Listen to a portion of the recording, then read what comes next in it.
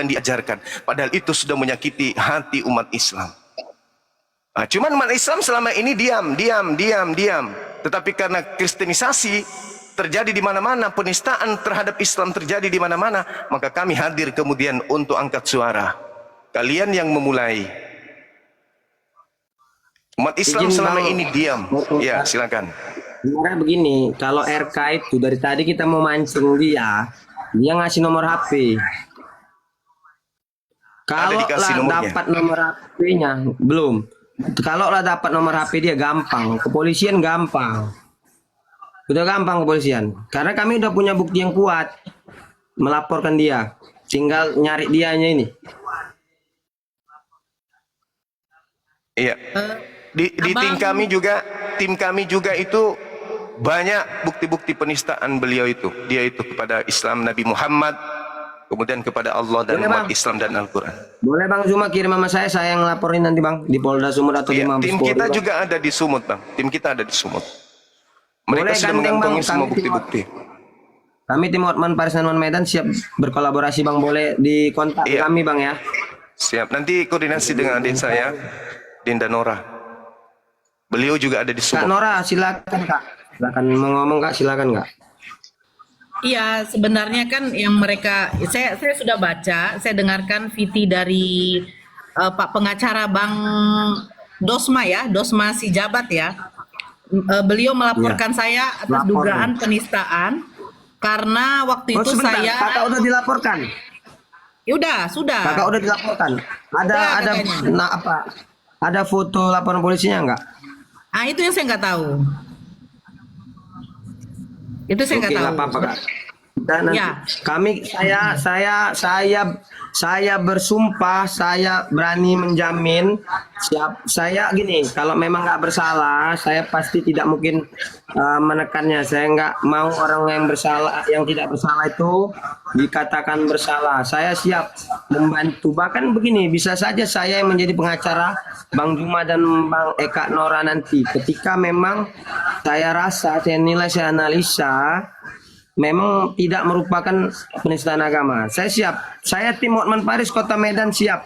Jika nanti memang saya dan tim saya merasa memang yang dilakukan Kak Nora Aritonang, nanti saya keluar uang pribadi lah untuk memanggil ahli agama lah. Saya analisa nanti ujungnya. Alhamdulillahnya dari kita ya Bang Zuma ya, kami sudah bergerak ya Bang Zuma. Pelaporan dari pengacara si jabat Bang Dosma itu pada waktu saya live di roomnya Ratu Ento, saya mengatakan Yesus adalah binatang. Tetapi itu makanya saya bilang bedakan yang bukan diskusi, bedakan yang diskusi. Karena di situ ada lawan diskusi saya, 3 orang Kristen naik pada waktu itu. Ya, jadi begini, saya cuma mau menegaskan begini, Abang Faisal, abangku, room saya room diskusi lintas iman, bedakan.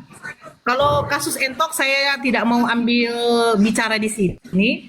Kalau yang saya cermati Entok itu adalah seorang selebgram. Bedakan saya seorang pendiskusi, pendebat.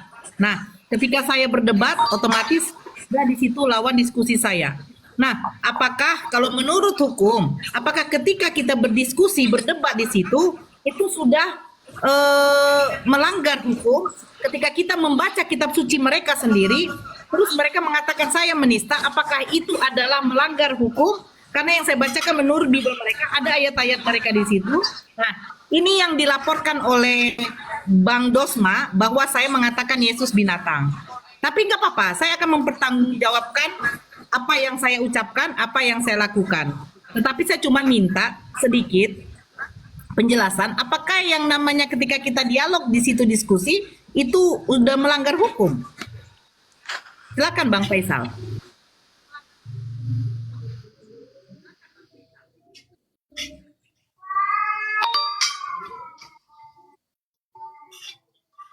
Bang Faisal. Mungkin sebelum dijawab, Dek. Ya silakan. Saya tanya dulu. Ya, saya tanya dulu Dinda Nora ini. Yang sering mengatakan dan kitab yang mereka anggap suci bahwa Yesus itu domba siapa? Mereka kan.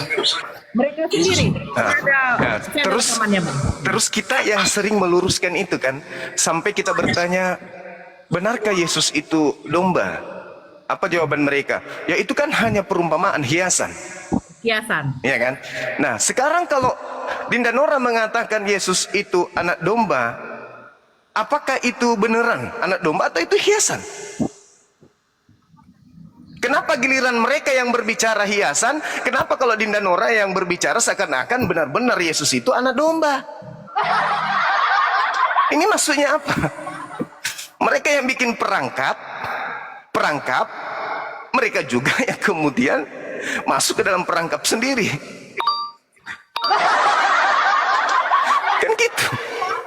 Yohanes 1 nomor 2. Inilah anak domba. Loh, kaget kita kan? Karena kalau di Islam itu tak ada yang kayak gitu-gitu kepada Nabi kita, Nabi Isa. Yang datang mengajarkan Alkitab di tengah-tengah ahli kitab, di tengah-tengah orang Yahudi. Tidak ada itu disebutkan kemudian bahwa Nabi Isa, Nabi kita ini adalah anak hewan. Nah, sedangkan kalau kita lihat di dalam 1 Korintus 5 nomor 7, di situ jelas dikatakan bahwa Yesus itu disembeli. Biasanya yang disembeli itu apa? Menurut kita nih, Binatang. nah, binatang kan? Di situ ada kata tuo. Tuo itu artinya disembeli, dikorbankan, penyembelihan. Ini apa maksudnya? Kok anak orang kok disembeli? Dan itu juga tertulis di dalam Wahyu 5 nomor 6. Yesus di situ disebut apa? Anak hewan, anak domba juga. Anak domba. Anak domba. Nanti tuntut balik ke mereka untuk membuktikan bahwa Yesus itu betul-betul anak domba. Ya kan ya? Nah, kalau mereka tidak mampu membuktikan Yesus itu adalah anak domba, berarti mereka tidak boleh memanifestasikan ucapan Dinda Nora bahwa Yesus itu adalah binatang. Nggak boleh. Nggak boleh. Karena unsur yang muncul itu dari Bible. Wahyu 5 nomor 6. Ya kan? 1 Korintus 5 nomor 7. Ya kan? Yohanes 1 nomor 29. Dan banyak lagi Yesus disebut sebagai anak domba, anak domba, anak domba, anak domba. Sementara yang terjadi adalah ruang diskusi. Ketika mereka mengatakan anak domba, ya identik dengan apa kalau domba? Binatang. Binatang. Itu jalan, Itu perumpamaan. Perumpamaan kiasan, Bang. Perumpamaan hiasan. Berarti yang Dinda Nora maksud ini adalah hiasan. Kecuali mereka bisa membuktikan. Ya, silakan. Ini abangku. Ya, Abang Faisal, saya sini ya. Ini yang saya diskusikan ya sebentar. Boleh, Kak? Oke. Iya, ini. Nah, ini saya baca Yohanes 1 nomor 29, perikopnya Yohanes menunjuk kepada Yesus. Yang saya tidak terima di sini, kenapa saya selalu ambil tema ini ya, Bangku? Nih, lihatlah anak domba Allah. Ini merujuk kepada siapa? Melihat Yesus. Yesus melihat Yesus datang kepadanya dan ia berkata, lihatlah anak domba Allah.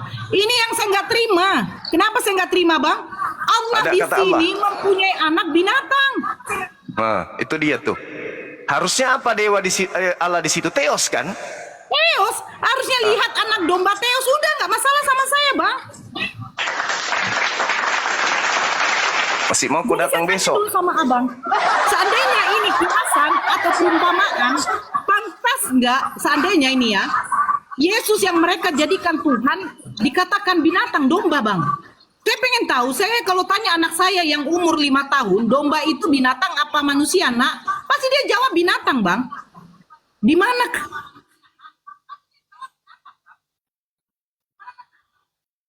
Tapi nggak apa-apa, silakan lapor. Saya pengen lihat apakah Theos di sini, apakah Theos ini mempunyai anak binatang? Boleh kan saya asumsi kayak begitu? Karena ini Boleh. anak domba Theos. Boleh Kenapa dong. harus ada kata Allah Karena di bilang, situ? lihatlah anak domba Theos. Kenapa harus ada kata Allah Saya di situ? minta. Nah ini, saya nggak terima, Bang. Allah itu nama sesembahan umat muslim. Kita tanya pun sama orang gila. Orang gila, Allah itu siapa? Tuhan saya kalau dia muslim. Begitu Bang Faisal. Ya, Bang Sementara Faisal, kalau mereka mau- tidak menyembah Allah. Saya mau jawab jadi pertanyaan siapa Kakak. itu Tadi Allah saya bagi lagi mereka? kamar mandi. Oke, Saya mau jawab silakan. pertanyaan Kak Nora. Tadi saya lagi di kamar mandi. Saya sampai mendengarkan. Bentar ya.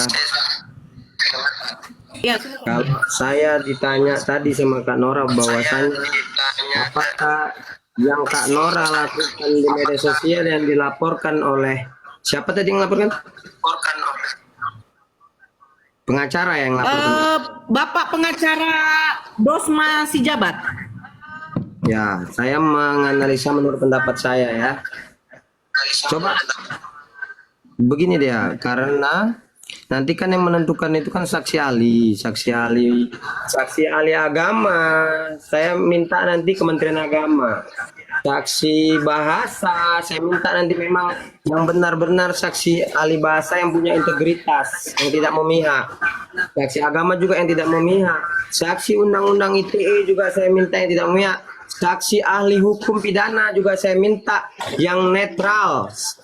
Saya sebagai masyarakat, sebagai penegak hukum juga, sebagai pengacara, kalau memang ada dugaan upaya mengkriminalisasikan baik Bang Zuma, baik Kak Nora, baik Bang RK, saya sebagai tim Hotman Paris Nenoman Kota Medan atas nama pribadi saya sendiri, kantor saya sendiri Faisal Gustian, kantor hukum Hati Nurani Katilan, siap membantu menjadi pengacara kalian tanpa biaya spesial pun.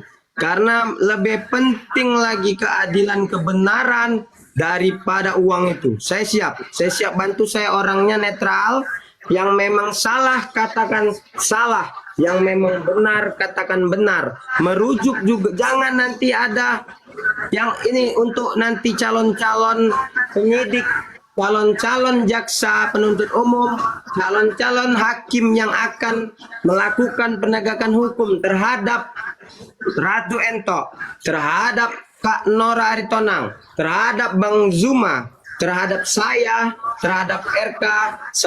Saya akan mengkawal mereka, saya akan melihat mereka ini netral atau tidak. Jangan nanti gara-gara desakan masyarakat, demo dari masyarakat antar agama, jadinya diduga mau dari jaksa penuntut umum, dari penyidik kepolisian, dari hakim akan sulit untuk berpikir secara objektif. Yang benar katakan benar, yang salah katakan salah. Saya siap dipenjara jika saya bersalah. Saya siap juga mengungkap kebenaran kasus ini. Siapa yang pun yang bersalah harus dihukum. Ya, yang penting sesuai hukum, sesuai dasar hukumnya, sesuai bunyi pasalnya, sesuai unsur pasalnya. Jangan ada karena desakan-desakan massa masyarakat demo sana sini membuat hakim, oknum jaksa penuntut umum, oknum penyidik kepolisian menjadi adanya intervensi. Jadi diduga nanti pun kan, diduga ya. Jangan ada duga-duga kriminalisasi karena adanya intervensi dari masyarakat lintas agama. Ya. Mungkin kalau ada lagi mau Kakak Nora tanyakan boleh Kak, saya siap jawab Kak. Sebentar, Sedikit Indah, saya pernyataan dulu sesuai dengan apa yang disampaikan oleh saudara pengacara ini. Yang pertama tolong naikkan adik saya Dinda Ardiansa. Nah, Bang Andi di bawah. Sekarang saya mau nanggapin.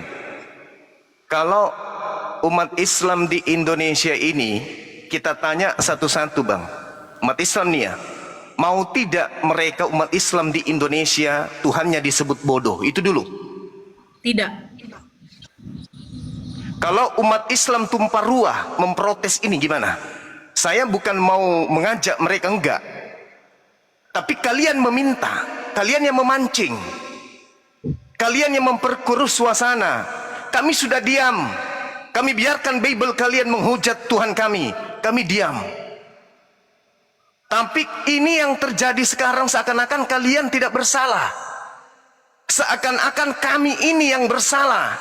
Coba 1 Korintus 1 nomor 25. Cuman umat Islam di Indonesia tidak tahu belajar, tidak tahu mengenal tentang Bible.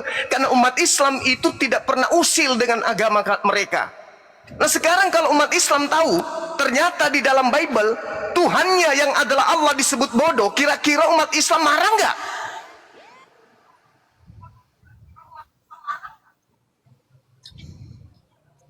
Marah nggak umat Islam?